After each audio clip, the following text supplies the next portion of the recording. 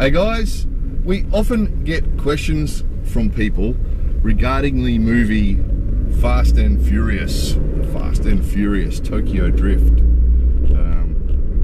Often get questions about it. You know, I saw this in that movie, is it true? Or we often get comments on our videos, particularly on the Wheels playlist, from people who've seen that movie and state stuff from that movie as fact. So first of all, just mention that this video is going on the Myths playlist. That's a hint. And yeah, amongst those myths is what I was just talking about, is the people who comment on the Wheels playlist, you know, and say, oh, if you travel faster than 180 kilometers an hour in Japan, the police aren't allowed to chase you.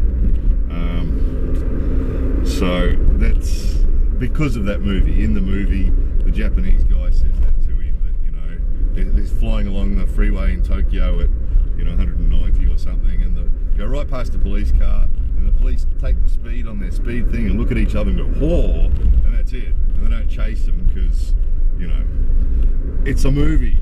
So it's like in a lot of other countries, the police won't chase you if it's going to put other people's lives at risk.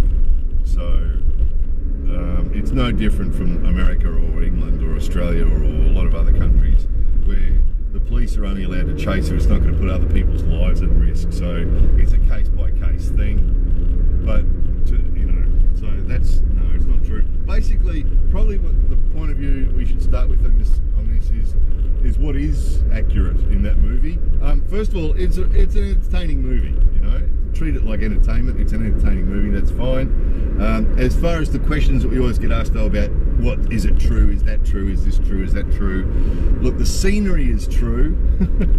The scenery around Tokyo is true, that's what it looks like. But the rest of it, no, it's a Hollywood movie, you know, and it's just a classic Hollywood movie that's like all the others, pretty much, like most of the others, and it's just that it's set in Tokyo, but the plot and the dialogue and the way people behave and everything else is really more Hollywood than it is Japan. It really is.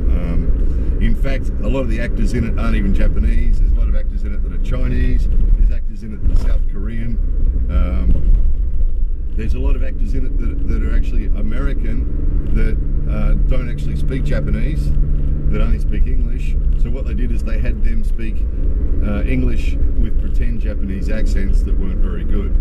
So it was easy to pick them. It was easy to pick which actors couldn't actually speak Japanese or didn't actually speak Japanese. They were actually just English-speaking people, and they were trying to pretend to be Japanese to try and put on accents, Japanese accents, and failed at it.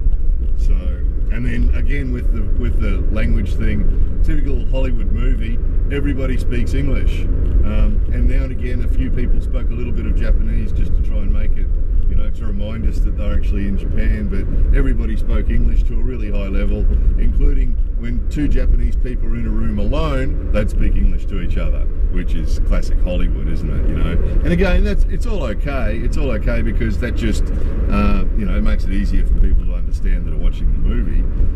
It saves putting in subtitles, but, you know, to have everybody can speak English to a really good level, and everybody is speaking English like an American native, except for the main girl in the movie who was an Australian, who spoke English with an Australian accent. Although in the movie the deal was that she'd lived in Japan all her life. So it's Hollywood, guys. You know, I'm not pulling apart the movie. All I'm doing is answering the questions. The questions that we get are, you know, is this true? Is that true? Is this true? Is that true? Is this true? Is that true? Well, here's the answer. Here's the answer. No. Look, you know, no. You know, occasionally in Japan you get people who speak English to a really good level, but it's rare. And two Japanese people in a room alone speaking English to each other, come on. It's Hollywood, right? It's Hollywood. So no. And then the way the people were behaving was really Hollywood too. The way they were reacting to each other and interacting with each other was really Hollywood. It wasn't really Japanese style. The way the Japanese girls were behaving with the Japanese guys in the movie wasn't really accurate. It's really Hollywood. They're behaving like a Hollywood movie. So no, culturally, language-wise, it wasn't even close. And if you looked at the credits at the end of the movie, you'd see why. There was very few Japanese people in the movie. There was some, of course, but there wasn't very many Japanese people in the movie. Most of them were, you know, American or Chinese or South Korean, and it was written by Hollywood writers. You know, it wasn't written by Japanese people. So very, very different from the reality, the cultural reality, and the language reality. And then, of course, being a Hollywood movie, they couldn't help doing what they always do, and it kept reminding me of The Last Samurai. Right, The Last Samurai, quite again an entertaining movie and quite enjoyable. I've seen that movie more than once. You know, it's an entertaining movie. If I was sitting at home at night with my feet up and it came on TV, I'd watch it. It's entertaining, but you know, the typical plot: the foreigner turns up. In The Last Samurai, the foreigner turns up, and all the Japanese guys have been training in Bokuto and in katana and all martial arts for like 20 or 30 years, but the foreign guy turns up and practices for a few weeks and then can beat everybody, right? And Tokyo Drift was the same. So the guy turns up and, you know, these guys have been drifting for years, and he turns up and they show him how to drift, and he spends a couple of days practicing, and then he can beat everybody, and then he's the hero, you know. And in Hollywood style, The Last Samurai and Tokyo Drift were both the same in that the central characters, the main characters, the guy and the girl, were both foreigners, you know. And to think that, this sort of stuff is a Gaijin fantasy. It's a foreigner fantasy that turn up in Japan and become the center of attention straight away. And, you know, it's, you know, they'd be at the side. Gaijin means outsider. And you know, the guy turns up, the hero turns up, and, you know, he soon becomes the fastest racer, and the girl, who's an Australian, you know, becomes his, and he wins the races, and then he goes meets the head of the Yakuza and tells him that let's resolve this by a car race, and, you know, no. And Last Samurai was the same.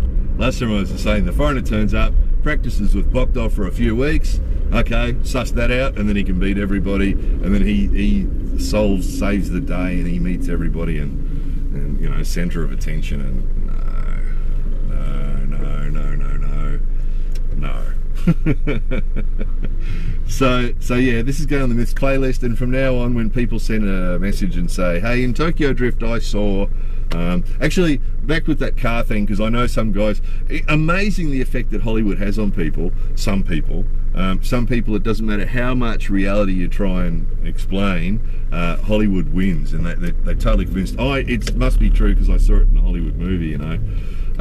Again, with that police chasing cars thing, if it's dangerous to chase at some speed in some place, of course they won't do it. But, you know, to have the scenes that were in that movie where people are drifting around car parks and drifting around the main streets of Tokyo, and there's not a police car to be seen, and everything else is all total nonsense. And every car in Japan is registered to a car parking space and a person, and the police physically check it out. We've actually put this on the Wheels playlist. We've talked about this before. So the one of the scenes that was realistic in the movie was when the police seized all those drift cars. That is realistic, and that's what would happen if you went roaring down a freeway and you were too fast and the police couldn't get you and you managed to get away. Whenever you stopped that car, the police would come along and seize the car and arrest you. That's what would happen. And we've seen it before here. It happens with Bosozoku on their bikes. Occasionally a Bosozoku will get away from the police. But if the police get their registration number, they just go to the person's address, take their bike and arrest them. You know, so the reality is, you know, the drifting that does happen in Japan happens on tracks and in sort of, you know, closed roads that are closed for events and that sort of thing. You see the occasional drift car driving the streets, but not real often. More often, if you see a drift car, it's actually on a trailer. Usually they trailer them place to place. So the sort of the street version of a drift car that's sort of street legal isn't really a serious drift car anyway, and you do see them, but they're usually driving really quietly and really carefully because they don't want to have their car seized.